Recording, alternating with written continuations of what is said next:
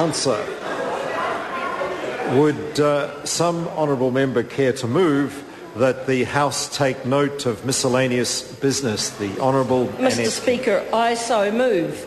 Mr. Speaker, yesterday in Parliament, the Prime Minister, in reply to a question, reluctantly admitted, quote, there was a degree of inequality in New Zealand, a degree of inequality, but he doesn't believe that we are a deeply unequal country, and he doesn't think we're as bad as others.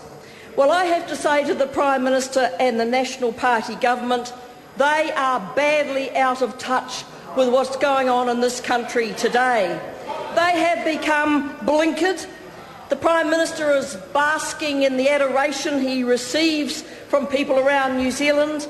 They're believing their own propaganda and they're blinded by their own brilliance.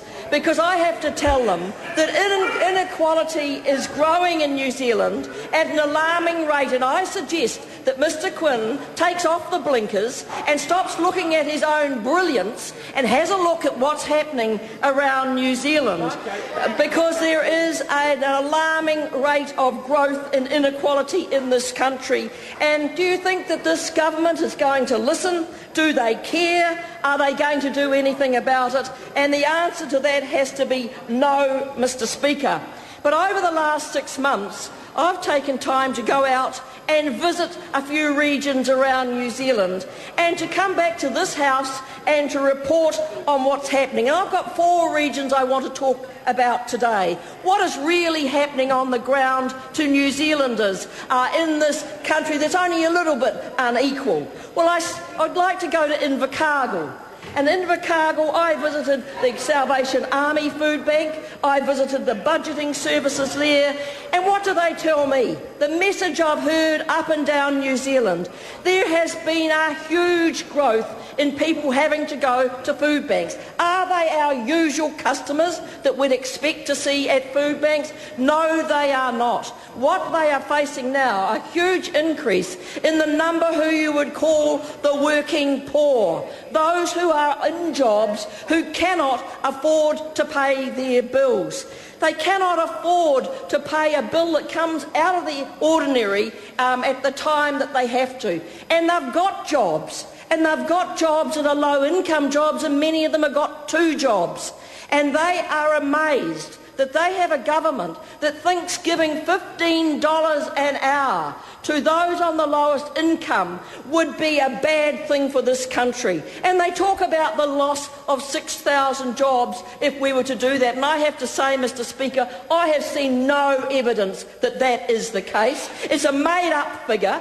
It is made up because it suits the government to make it up and say that. But then, of course, if they're going to create 170,000 new jobs over the next 4 years, then I suspect if there was a loss of 6,000 jobs, they're going to be able to find jobs somewhere else, aren't they, Mr Speaker? But of course, no one believes that there's going to be 170,000 jobs created. Then I went to Timaru, Mr Speaker, and I visited their food bank and social service providers there. And the story they told me was very alarming. In February this year, 157 people got food parcels. By May, it had gone up to 756. 756. They have not seen the like of increase of working families. We're not talking just of beneficiary families, but working families. And this morning, I went to Newlands Community Centre with Charles Chevelle. They told us they have seen a 300% to 400% increase in people going to their food bank every year for the last 2 years. Does that show you that we've got a country that is equal? Does that show you that we've got a country where people have adequate income? No, it does not. And the story they told me this morning, and these are good people, they're not Labour people, they're just good community people, who said they'd had a woman come in last week who actually has a job, and so does her husband. They're both on low incomes. She came for a food parcel for the first time in her life, and why? Because she had an abscessed tooth, she needed an extraction, it cost $300, she couldn't afford it.